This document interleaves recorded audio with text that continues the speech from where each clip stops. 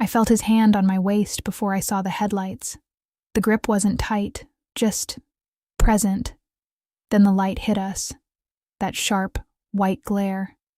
I knew the sound of that engine, the slight rattle in the idle. My husband's truck. He was home an hour early. The hand should have moved. It didn't. I should have stepped away. I couldn't. The engine stayed on. The lights stayed on, just frozen there. Then the hand dropped. The truck reversed, slowly. I watched the red taillights disappear down our street. I stood in the driveway, my heart hammering. The front door was locked when I tried it. The silence inside was worse than any yelling. 3 months earlier, Marcus moved into the house next door. He was fixing it up to flip it. That's what he told us. My husband Jake shook his hand over the fence. "Good to have some new blood," Jake said. Marcus smiled. He had this way of listening, really listening. Jake hadn't looked at me like that in years. Our marriage wasn't broken, just quiet. The quiet of 10 years and no kids and parallel routines. He took the morning shift at the fire station. I worked from the guest room, designing websites. We met for dinner. Sometimes we talked. Mostly we just chewed. The kitchen clock was the loudest sound. The silence felt normal, until it didn't. Marcus started showing up with leftover lumber. "For your garden boxes," he'd say. I didn't know how he knew I wanted garden boxes. I'd only mentioned it once, to Jake, in bed, half asleep. But there they were, cedar, perfectly measured. I made him coffee as payment. He drank it on our porch, watching me weed. "You have soil on your cheek," he said. I wiped it. He smiled. Jake came home early that day, saw the 2 mugs on the railing. "Neighbor's got a crush," he laughed, but his jaw was tight. That night, Jake didn't reach for me. I lay awake, listening to him breathe, wondering why I felt like I'd been caught. The next morning, Marcus was on his roof. He waved. I waved back. Jake was already gone. His side of the bed was cold. The coffee pot was still half full. I poured it out, made a fresh pot, for one. 2 weeks later, the pipes under our sink exploded. Water everywhere. Jake was at the station. I called Marcus. He had a toolbox. Everyone knew that. He was there in 3 minutes. We crawled under together, shoulder to shoulder. His fingers brushed mine, reaching for the wrench. The fix was simple, a loose coupling. But he stayed under there, talking about his ex-wife, the house he lost, the daughter he never saw. I told him about the miscarriage, the one Jake and I never discuss. It was 2 years ago, but it still lived in our walls. Marcus just nodded, no hollow words. When we crawled out, we were both soaked. He wrapped a towel around my shoulders. It was his. It smelled like him. Jake came home to wet floors and a fixed sink. Marcus helped, I said. Jake stared at the towel, hung over our chair. "Convenient," he said. That word hung in the air. I started noticing things. How Marcus's truck was always facing our house, how he seemed to be watering his lawn when I left for groceries, how he'd text me about the weather, just the weather, nothing else.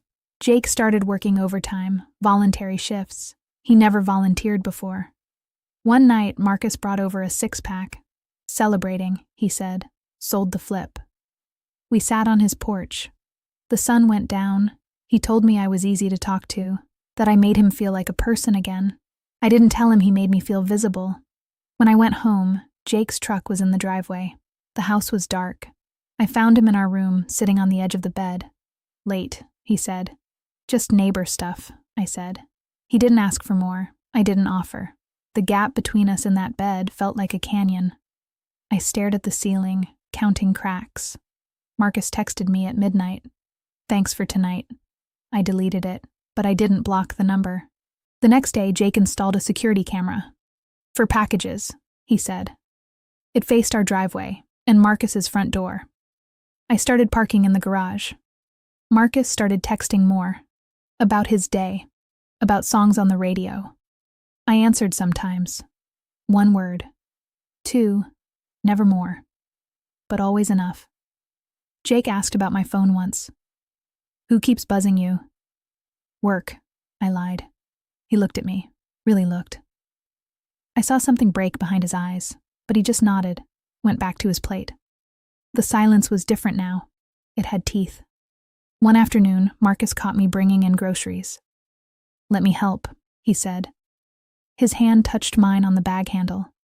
It stayed there, 3 seconds, maybe 4. The camera was right above us. I pulled away, too fast. Thanks, but I've got it, I said. His face fell. I walked inside. That night, Jake reviewed the footage. He didn't say a word about it, but he slept on the couch. I lay in our bed, alone, wondering if this was already over. Marcus started leaving things on my porch.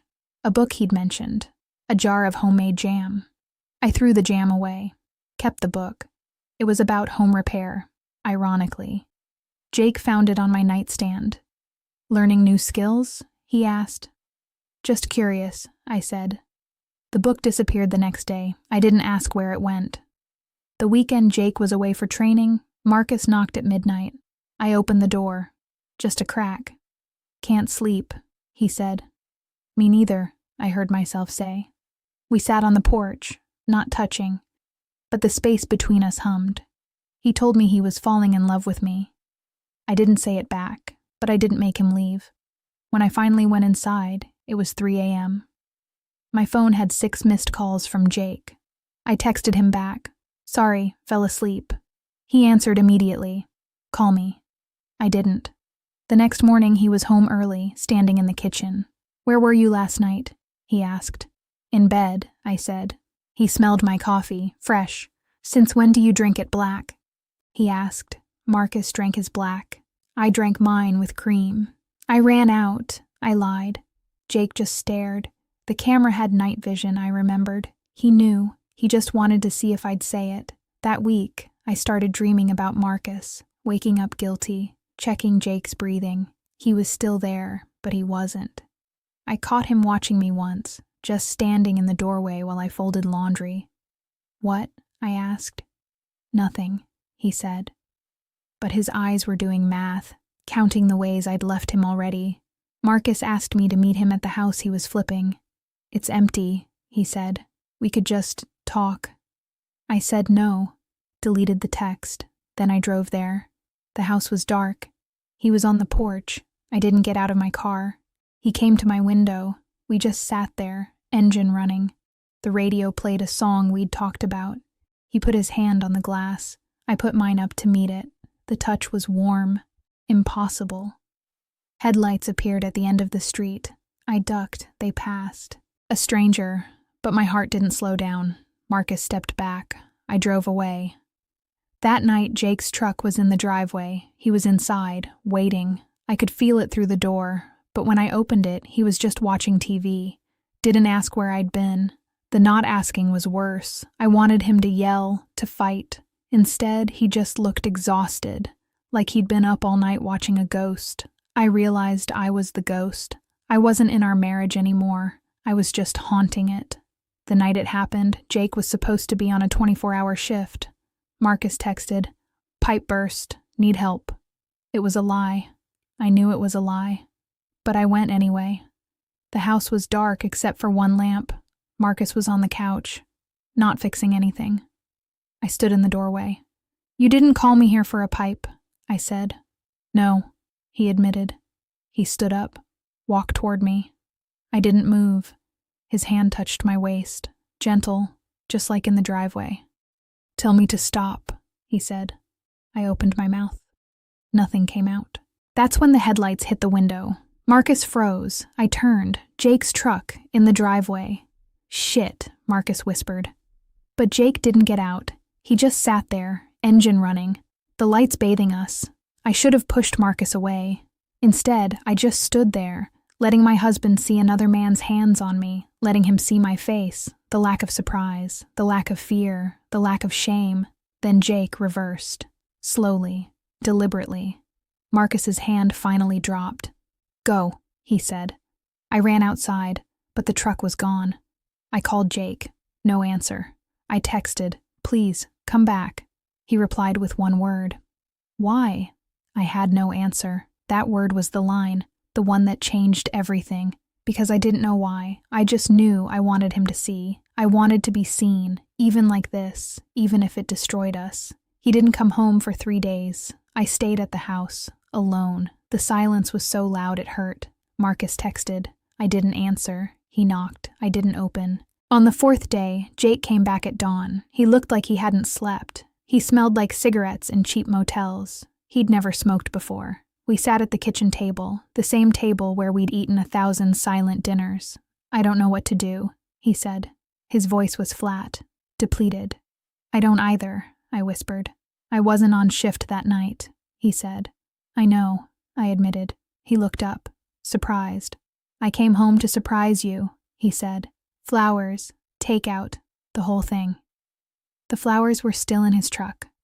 I'd seen them, wilted, dead. I watched the footage, he said. All of it. My stomach dropped. The midnight porch, the grocery bags, the book. He paused. The night you went to the empty house. He'd known everything. For weeks. I was waiting for you to tell me, he said. To choose. I started crying. Silent tears.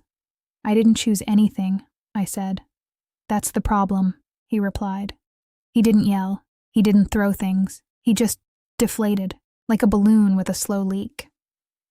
I think I stopped existing to you a long time ago, he said, and I didn't know how to make you see me again. So you watched? I asked. So I watched, he confirmed. The confession hung in the air. He wasn't the victim. He was a witness. We both were. He stood up, went to the bedroom, came out with a duffel bag. I'm staying at the station, he said. For how long? I asked. I don't know. He left the keys on the counter.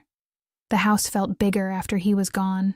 I sat in the silence I'd created and realized I had no idea who I was anymore. Not a wife, not a cheater, not anything.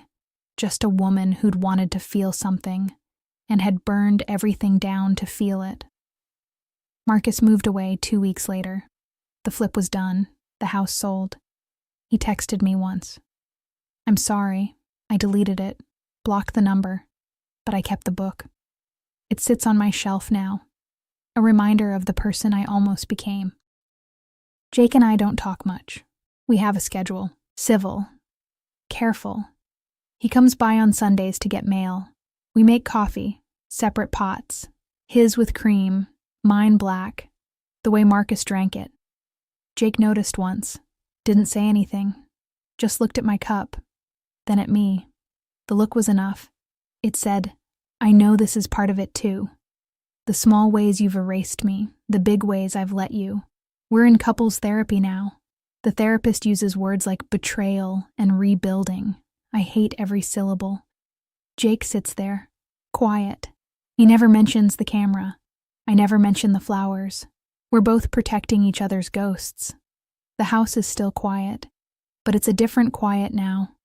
It's the quiet of 2 people who've run out of lies and don't know what to do with the truth. Last month I asked Jake what he saw that night, in the headlights, in the window. He thought for a long time.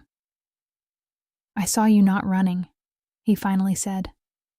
I saw you choosing to be seen, even if it wasn't by me. The truth hit me like a fist. I hadn't wanted Marcus. I'd wanted to be visible. And Jake had wanted to be seen too. We'd both been invisible for years. The affair wasn't about sex. It was about being real to someone. The choice wasn't between 2 men. It was between disappearing and existing. I chose wrong, but I chose. Jake is still choosing.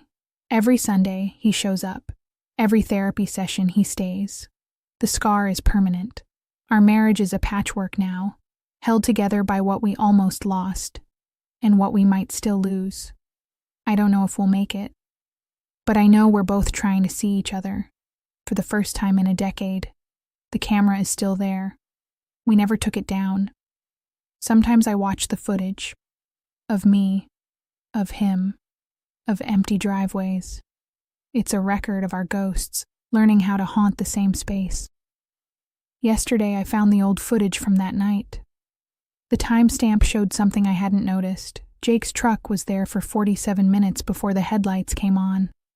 He'd been watching us in